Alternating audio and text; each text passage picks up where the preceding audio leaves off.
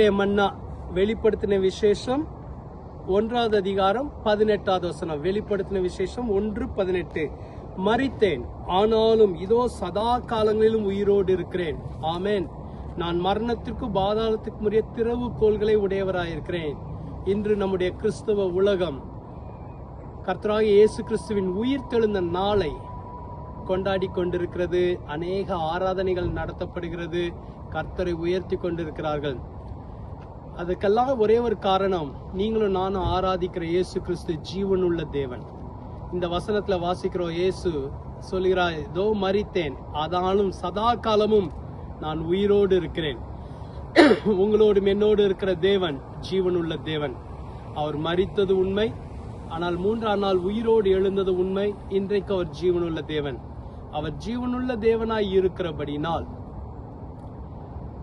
அவர் உங்களை காண்கிற தேவனும், விசாரிக்கிற தேவனும், உங்களுடைய ஜபத்தை கேட்கிற தேவனும், உங்களுடைய ஜபத்துக்கு கிரியை செய்கிற தேவனுமாயிருக்கிறார்.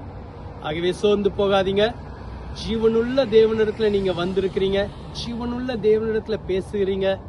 நிச்சயமாகவே உங்களுக்கு வேண்டிய நன்மைகளை கொண்டு வருவார்.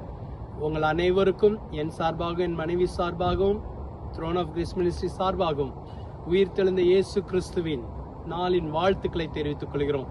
ஜெபிக்கலாமா? எங்களை அதிகமாய் நேசிக்கிற நல்ல ஆண்டவரே, இதோ மரித்தேன், ஆனாலும் சதா காலமும் உயிரோடு இருக்கிறேன் சொன்ன ஆண்டவர், எங்களோடு உயிருள்ள தேவனாய் இருக்கிறதுக்காக நன்றி. எங்களை காண்கிறவர் நீர், எங்களை விசாரிக்கிறவர் நீர், எங்கள் கூப்பிடுதலுக்கு செவி கொடுக்கிறவர், எங்களுக்காக கிரியை செய்கிறவர், எங்களுக்கு அற்புதங்களை செய்கிறவர்.